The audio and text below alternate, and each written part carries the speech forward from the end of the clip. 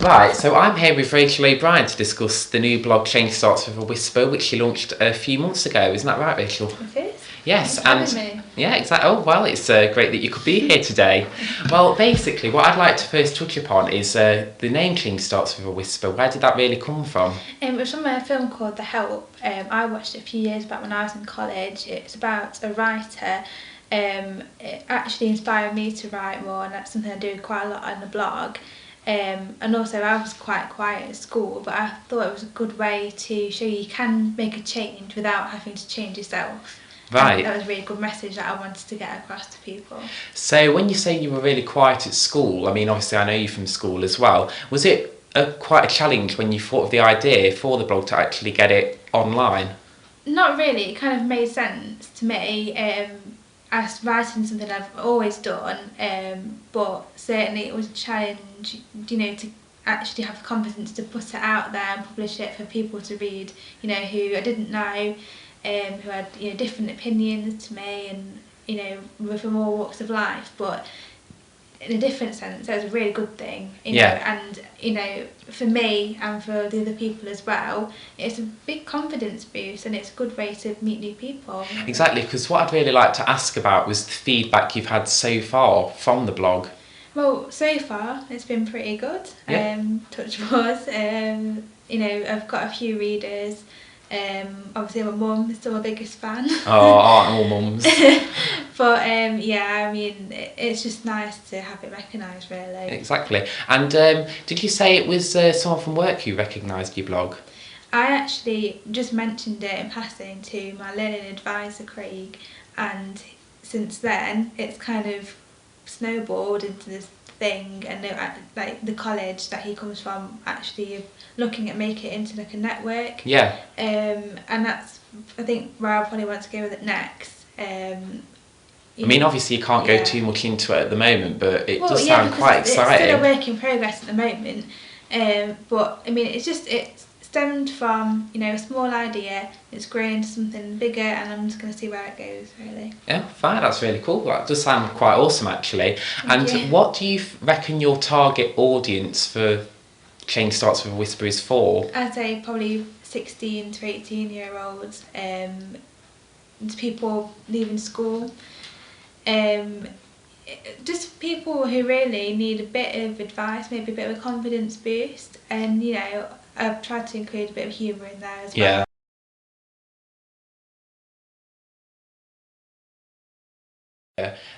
So I remember talking to you about this before I was actually recording it, about mindful thinking and about how you live every day, and I think you touched upon that as well, about how there's no yesterday, there's no tomorrow. Don't you find it hard though to not think about tomorrow? Like, it's always that day that's not here yet, but it's that day that can be full of I think I'm always thinking about tomorrow.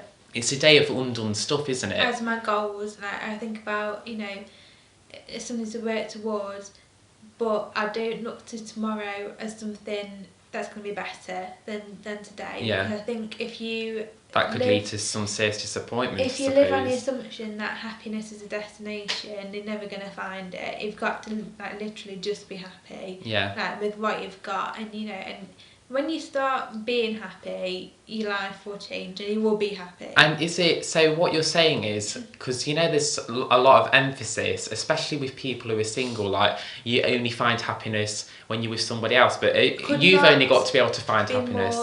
You've got to find it, haven't you? You've got to be, and I mean, I've said this from experience, you must love yourself first, or it just won't work. I mean, it's such a misconception that if you find a partner or you get a dog or whatever, nothing is going to make you happy other than you. Yeah. And you've got to basically find that happiness before you can then go and probably share it with somebody else, basically. Exactly. I think in fairness to the other person as well, you need to find that happiness so you can be stable for them. Yeah.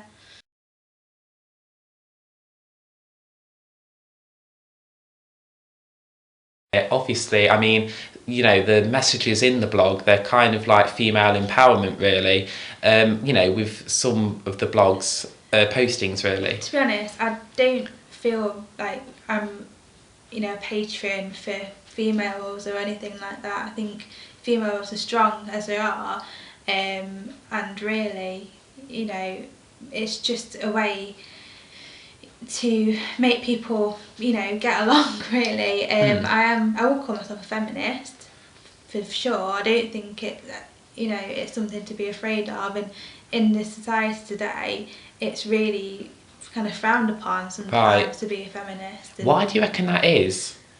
You tell me. It's madness to me, especially when there's women and girls getting beaten, raped, murdered simply for being girls. I think that's it though, isn't it? I think we've really got to address that problem when there's men out there that are so insecure that they feel that they've got to resort to those measures, really, to keep these girls quiet and to keep them down, really. I think it's something that should be a cause for concern for everyone, not just women.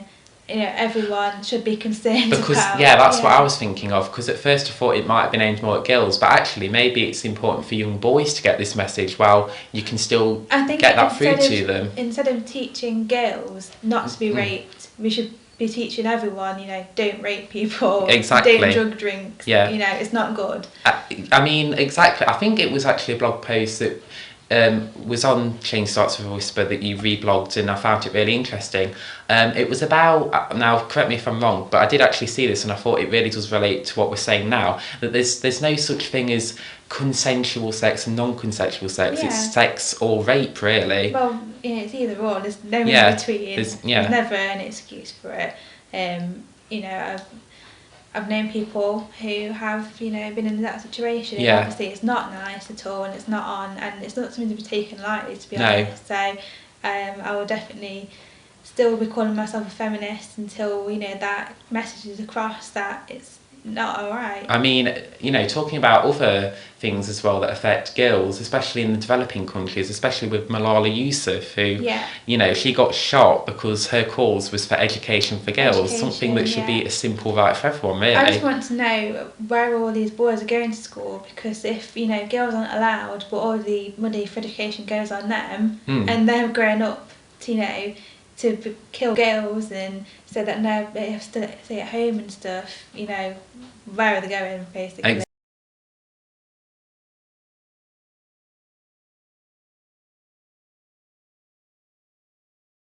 When I was really young, I left school when I was 16, didn't like it. I went to college and that was even worse. I hated it. There's nothing wrong with college. I think it's not for some people, and that's if you went to college and you loved it, and that just shows people either love it or hate it.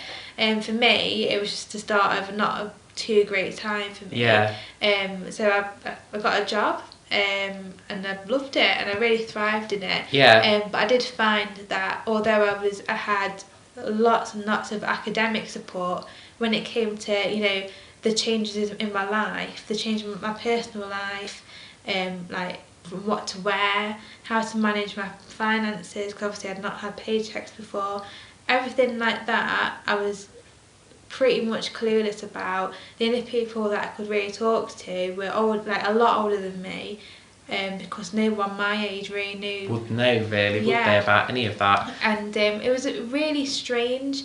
So I just, this is where the ideas come from, basically. I want to be able to help others who might be going through that kind of thing. Because I suppose it is quite scary when you finish school and then you go to college and then you realise this isn't for me either. What do I do now? It was a strange time, and it was so lonely, because it felt like I was missing out on a lot of stuff. Was it because you didn't find the situation of college was for you, so you withdrew from that, but then people your age group was still going out to college, basically? Well, people were just literally getting on with their lives, and, in their own and you found yourself reclusing back. I kind of felt I was just a bit lost. And I think that's totally fine, and if anyone else who's listening feels like that, then you'll know how it feels. And it's a bit of a strange, it's alien, but once you find where you're meant to be and for me it was in work. You know, you will thrive in that. Yeah. And it's important just to keep the faith a little bit, and just, you know, you're not meant to know who you are at this point in your life, so just kind of keep pressing forward. They say it's your 20s though, don't they? Where you like you go into your 20s still that, you know, with that teenish mindset, and then as you go along, that's when you really discover who you are. Well, I hope so. I hope so too. Yeah, really. I mean, at the moment, I'm feeling really good. You feeling good? Yeah, I feel great. Oh, good. And it's nice. It's nice to have that. I don't know how long that will last. Yeah, exactly. So, you know, it's like a new chapter in my life. Yeah. But the best thing to come out of it is that, you know, by me getting more confident, the blog it's helping so many others. And that's it. It's amazing, really. I mean, do you have a sense of how many people it helps? Like, do you get feedback? I've had feedback. I've got a few readers. Obviously, you're one of them. Yes, I am. My family, and the college. I mean, they've been so helpful, and they're kind of looking to signpost apprentices to it. So I'm not worrying about numbers at the moment, because I've got faith in it. So, and if you've got faith in something, you know, you're going to achieve it in the end. Yeah, exactly.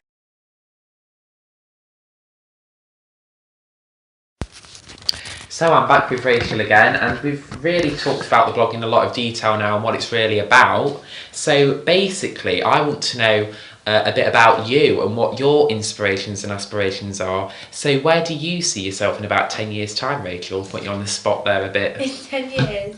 How old will I be? You'll be like 28 going on 29, won't you? Oh, that seems so long away. But I'll be the same age, so... You'll be older, so... Well, I'll already be 29, so what? 1 year to 30. I know. Big 3-eye. Well, I'm 11 years off being 30. That is a horrible, horrible thought. It's not. 11 years ago, I was 8. And that is just weird to think that in that same distance of time, I'll be 30. It's weird. I remember the millennium, and that scares me. We really need to stop wishing our lives away, don't we? I know. Yeah, so why asking me this question? I don't know, I'm thinking that now, but the reason why I want to ask you this question is because, you know, your blog is about the now, but also that's going to be building up to your future, and I think what you do now is going to affect that. Yeah. So now you've got this positive outlook in your life, and you are getting more confident, I think, as the years go by. So obviously that's gonna open more doors for you in the future, I think, than if you were... I blog a lot of stuff that I see online, and it's very much like kind of selling the idea that today is, you know, you've got to view it as your only day. There's no yesterday and there's no tomorrow, because what you do, you know, in the next 24 hours is going to shape your life in one way or another. Yeah. And I think it's like, it's easy to forget that, but it's so true. So I'm taking one day at a time, seeing where it goes. Ideally, you know, personally for me, in 10 years, I'd like to, you know, have seen a bit of the world, because I'm a keen traveller. Hopefully I've got a good job and a clever family of my own, really, but, you know, as I say, I'm not going to wish my life away, and I'm going to see where it goes. Yeah, exactly. Well, I think the first thing we've got to do is actually, I'm going to say now, so it's actually set in stone, our summer bucket list. Yes, that we've definitely got to do. Yeah. You know, we've got some short-term goals as well. We're going to go London together, aren't we? Yeah. Can't wait for that. Towers, Alton Towers. Again. Oh, you can never not go to Alton Towers enough, can you? I know. I'll still be there at 80 if it's still open, you know, going on Oblivion. With the Zimmer frame. Yeah, with the Zimmer frame and everything. We're doing it again.